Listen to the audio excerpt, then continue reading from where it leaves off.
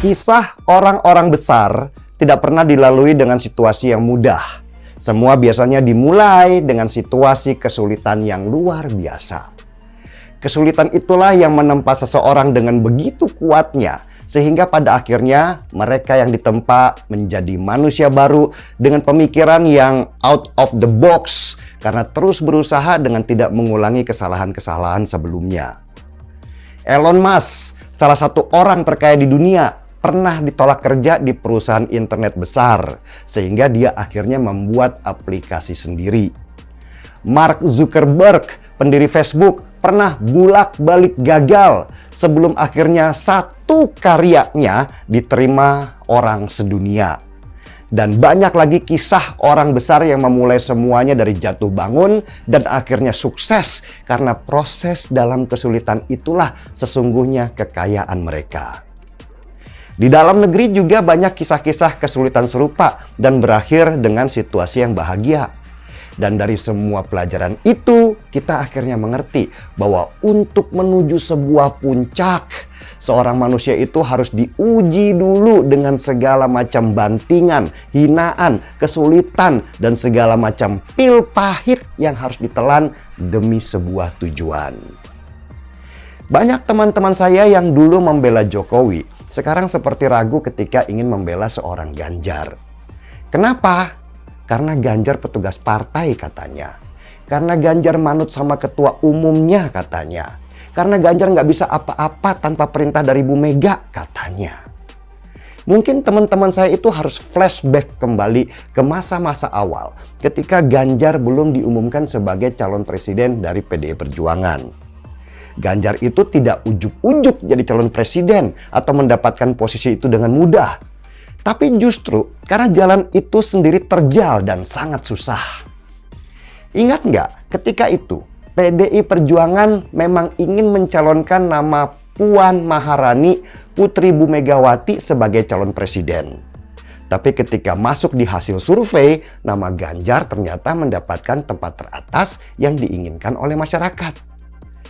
Seandainya pada waktu itu Ganjar mengikuti saja arus besar di internal PDI Perjuangan untuk mendukung Puan Maharani, tentu itu jalan yang sangat mudah buat dia dan sudah pasti segala fasilitas akan dia dapatkan.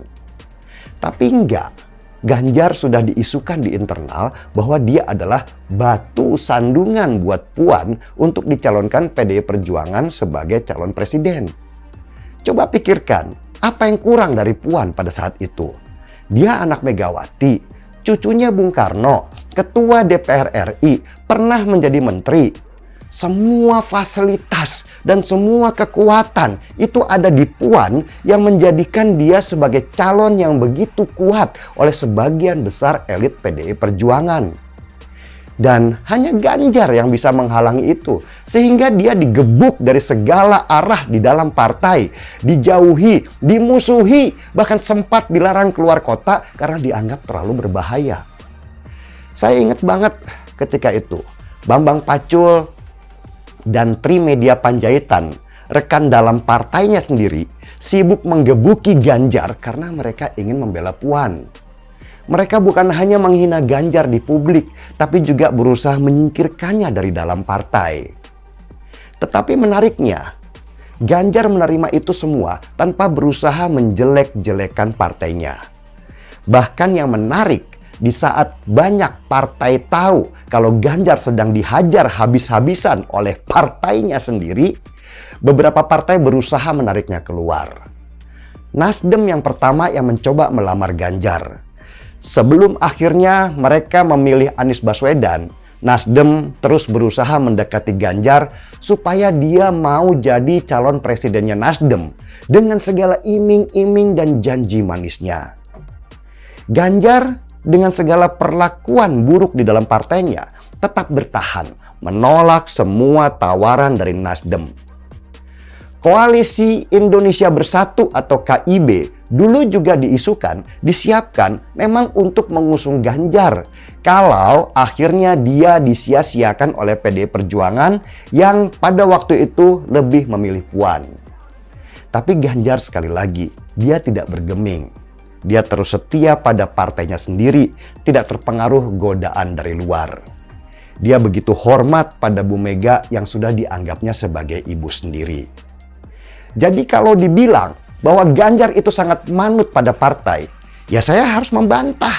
Karena jejak digitalnya itu tidak begitu. Dia justru harus bertahan dengan semua serangan terhadap dirinya di dalam partainya yang sebagian besar sudah memilih Puan sebagai calon presiden. Ganjar dikeroyok di dalam partainya sendiri, dihina, dijelek-jelekan oleh elit-elit partainya sendiri, difitnah. Bahkan ada gerakan yang menggoyang Ganjar supaya dia bermasalah dengan hukum. Tentu sulit membayangkan apa yang diterima oleh Ganjar selama sekian tahun ketika dia dianggap musuh oleh orang-orang partainya sendiri yang lebih memilih Puan sebagai calon presiden mereka. Tapi takdir menemukan jalannya sendiri. Bu Mega, sang ketua umum, akhirnya lebih memilih Ganjar daripada anaknya sendiri sebagai calon presiden. Kesabaran dan ketekunan Ganjar itu menemukan buahnya. Dia dicalonkan oleh partainya sendiri, di mana dia dimusuhi oleh sebagian besar elitnya yang sebenarnya juga adalah teman-temannya sendiri. Sesudah menjadi calon presiden, jalannya Ganjar itu bukannya mudah. Dia harus konsolidasi dulu ke internal partainya karena sempat tegang di antara mereka. Dia harus merangkul kembali mereka-mereka yang dulu memusuhinya. Belum cukup, sekarang beberapa partai bergabung menjadi koalisi besar untuk mengeroyok Ganjar supaya dia gagal menjadi presiden. Jalan Ganjar untuk menjadi presiden itu memang tidak mudah. Dia bukan siapa-siapa, bukan dari keturunan orang terhormat, apalagi kaya. Dia menapaki jalan terjalnya dengan susah payah. Sama seperti Jokowi yang dulu juga ditolak oleh elit partainya. Bahkan almarhum Taufik Kemas, ayah Puan, dulu juga menentang dirinya. Tapi takdir berbicara dengan bahasanya sendiri. Jokowi yang dulu ditolak, dihina, diremehkan, malah sekarang jadi patron yang perintahnya selalu didengar. Ganjar melalui jalan yang sama sulitnya dengan Jokowi. Dan saya pribadi yakin, kalau takdir sudah menentukan Ganjar akan jadi presiden, siapapun tidak akan bisa menghalangi.